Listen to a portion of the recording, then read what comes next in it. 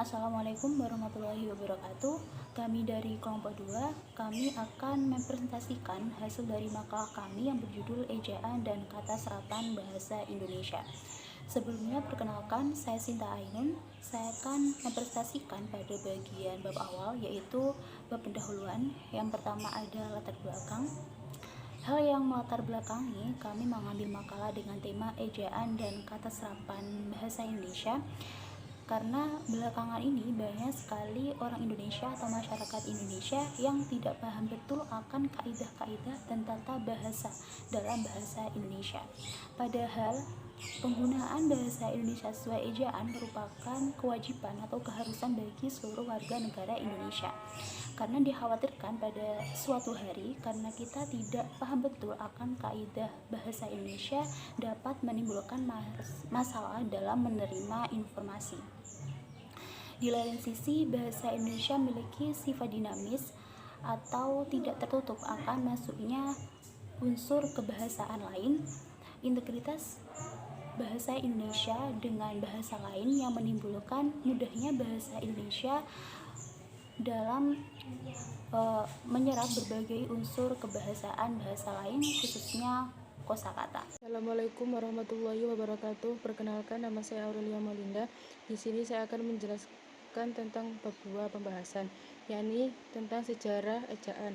Sejarah ejaan Van Ophuijsen merupakan ejaan bahasa Melayu dengan huruf Latin Charles Van Ophuijsen yang dibantu oleh Nawawi Soetan Makmoer dan Muhammad Thoib Soetan Ibrahim menyusun ejaan baru ini pada tahun 1896.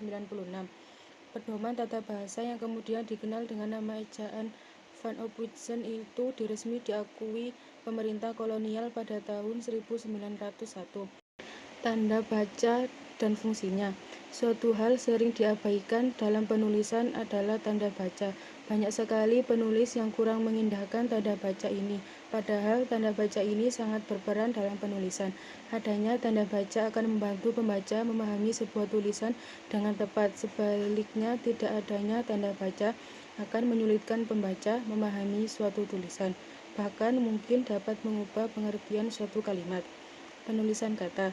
Yang pertama, penggunaan kata depan di dan ke yang disambung dan dipisah. Banyak dari kita yang menggabungkan kata depan di dan ke dengan nama tempat atau arah. Namun sebenarnya jika di dan ke sebelum nama tempat atau arah haruslah dipisah, seperti di selatan, di kota Jakarta, di sana. Akan tetapi, kalau kata depan di dan ke yang diikuti kata selain penunjuk kata, tempat bisa digabung, seperti diterima dan kegunaan. Yang kedua, kata ungkapan. Kata ungkapan asing ditulis dengan huruf miring. Untuk ungkapan atau kata asing ditulis dengan huruf miring atau dalam bahasa asing ditulis dengan huruf miring.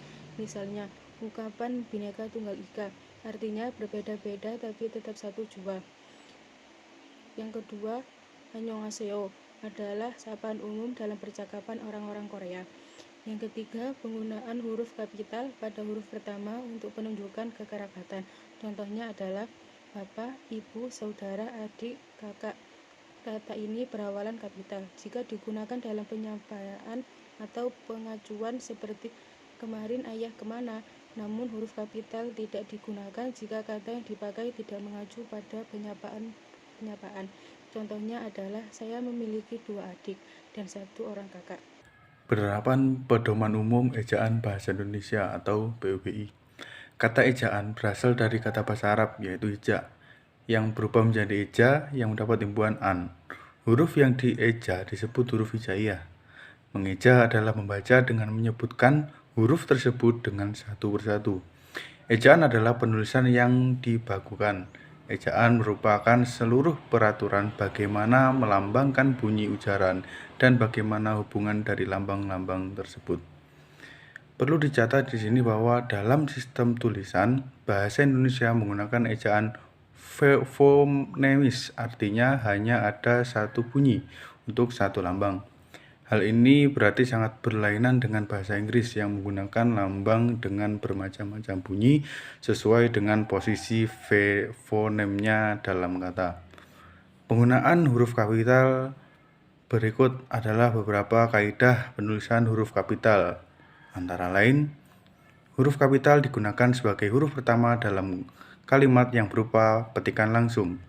Dan huruf kapital dipakai sebagai huruf pertama dalam ungkapan yang berhubungan dengan hal-hal keagamaan, kitab suci, dan nama Tuhan.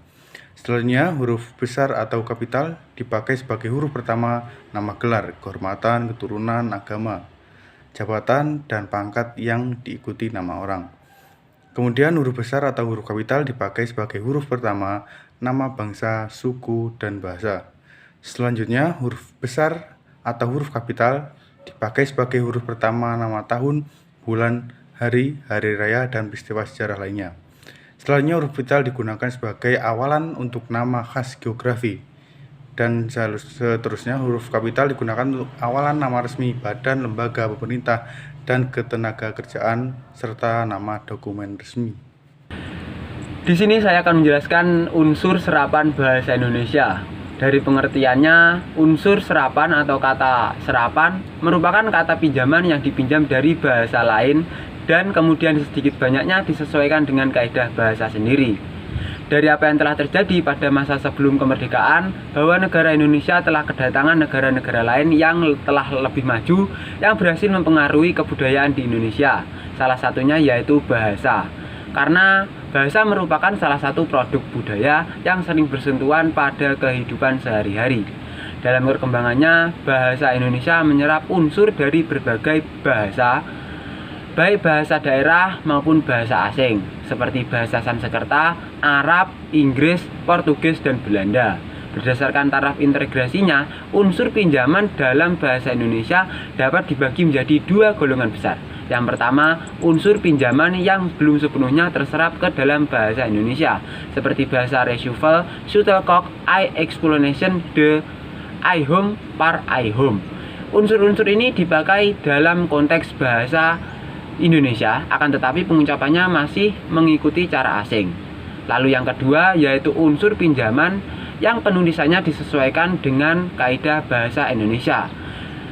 Diusahakan pada hal ini agar ejaan yang dirubah seperlunya saja, sehingga bentuk Indonesianya masih bisa dibandingkan dengan bentuk asalnya.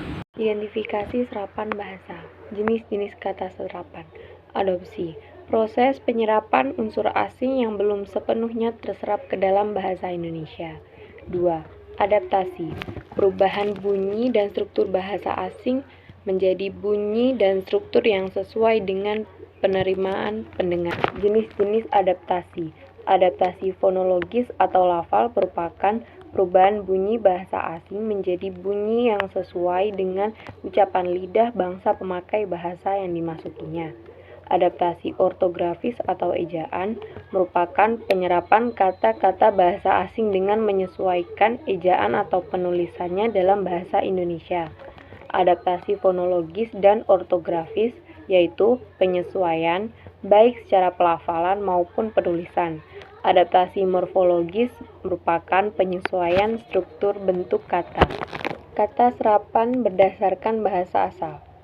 Kata serapan dari bahasa daerah, bahasa Jawa. Ampuh artinya sakit, langka jarang ada, lugu polos. Dari bahasa Sunda.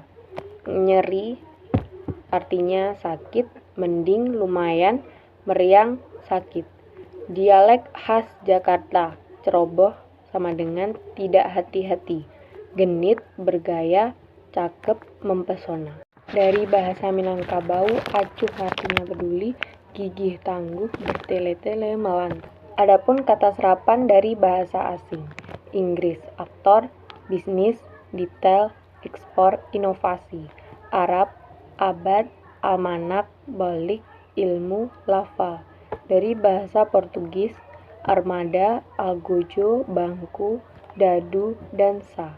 Dari Cina, bakiak, bakmi, bakwan, cakwan, ginseng. Dari Belanda, amatir, akte, bombardir, coklat, diet.